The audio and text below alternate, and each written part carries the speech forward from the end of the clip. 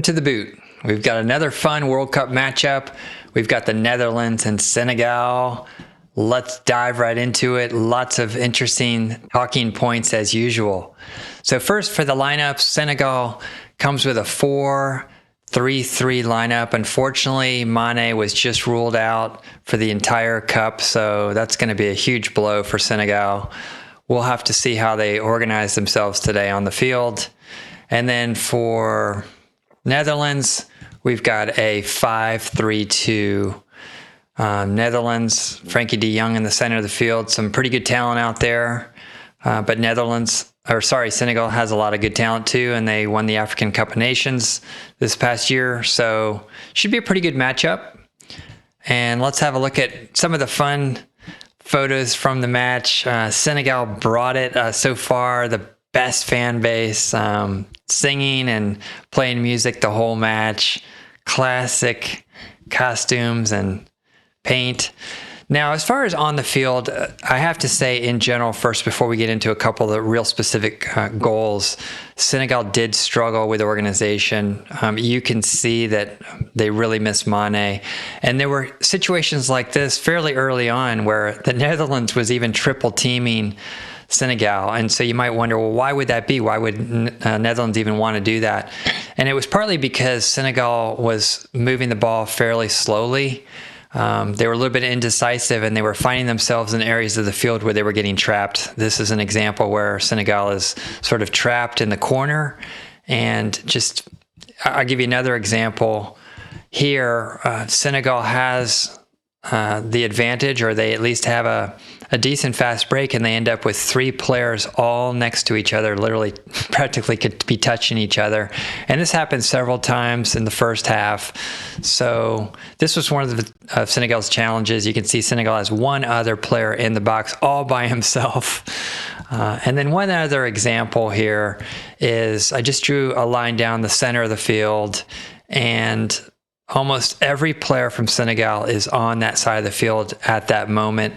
They really got stuck up against the end line, or the sideline rather, on numerous occasions. The Netherlands did a pretty good job, I thought, of kind of throwing Senegal off and keeping them sort of unbalanced like this.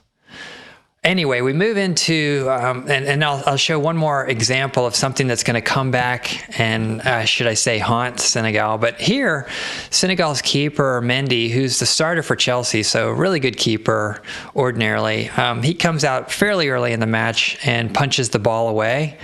Just thought that was a phenomenal photo, too. Netherlands in orange there. Clearly, Mendy is up way higher than him.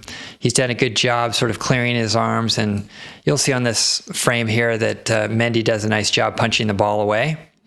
So keep that in the back of your mind as we go through highlights a little bit later on with Mendy. But the first highlight I want to show you here to take a look at is Senegal actually has an attack, and their striker actually makes a nice run a little bit to the right. And so we're going to see a nice connection here, completed pass right here.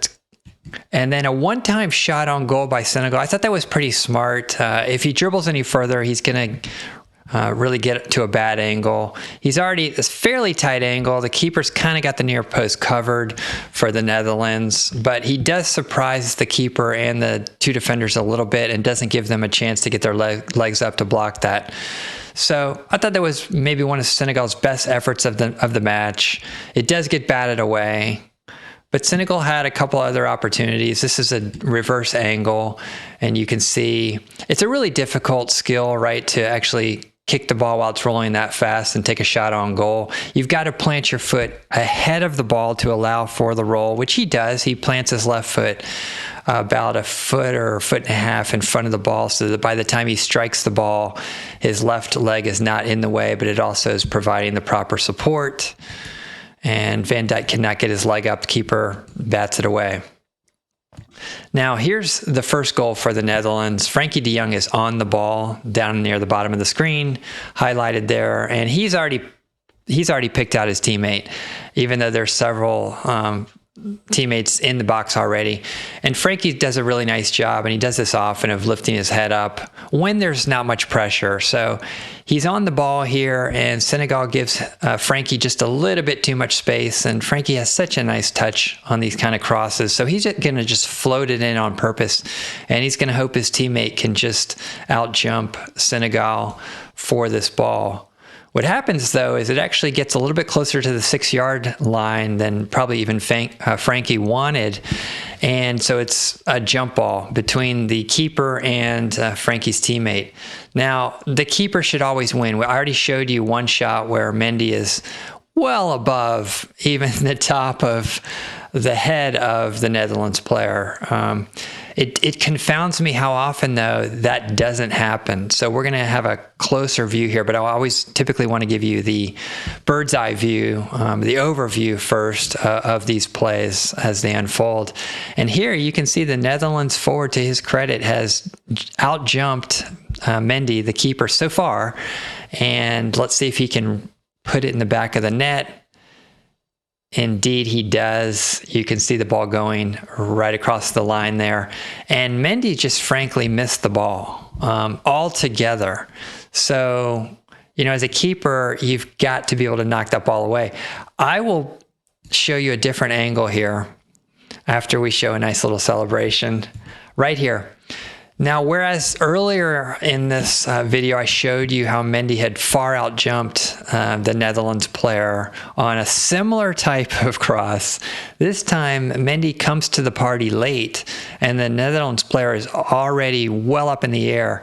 It's first mover advantage just by the sheer fact that you're taking up space there. You're going to block the keeper a little bit, so really smart of Netherlands to get airborne as soon as possible, but not too early. He's got a good vertical leap going there. And then what happens is by the time Mendy gets up to punch it away with both hands, the Netherlands player already has his head on the ball. Now all the Netherlands player has to do is try to direct that on frame. And it's a pretty tough angle. He's got to redirect this on a pretty tight angle. So it's not an easy header, even if it's an open header, so to speak. Also takes a little bit of courage because he knows that the keeper's coming out and going to be punching right near his head there. So I'm a believer with a lot of these situations that the keeper should be spreading his hands just like you would be palming a basketball, to have a lot more surface area. But also, what happens even when a keeper fists the ball away, sometimes they don't hit exactly the back of the ball, and the ball can go skimming off to the side.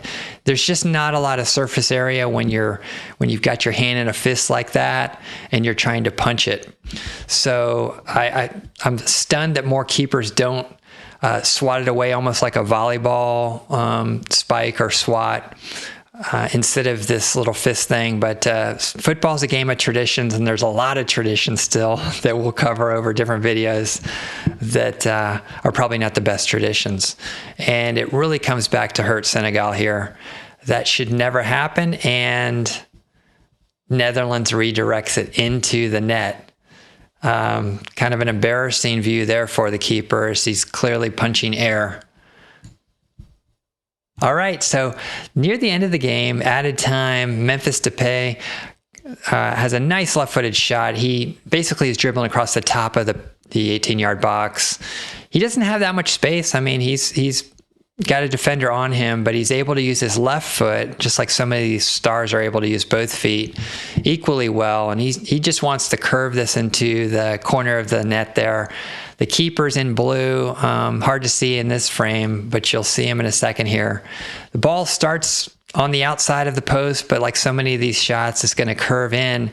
Mendy's tracking with it, but interestingly, it's a lot harder to parry away a ball for a keeper when the ball's on the ground than it is in the air. And in this case, sure enough, Mendy doesn't swat it away well enough or far enough, and the rebound goes right to Netherlands, and Netherlands just tucks it in the back of the net, making it 2-0.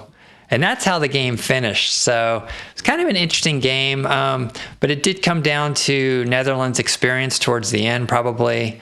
And what do you think about the game? Put your comments below. Looking forward to a lot more World Cup games here. We're just getting warmed up. If you like this, please subscribe and share and like, and we'll see you in the next one. Thank you.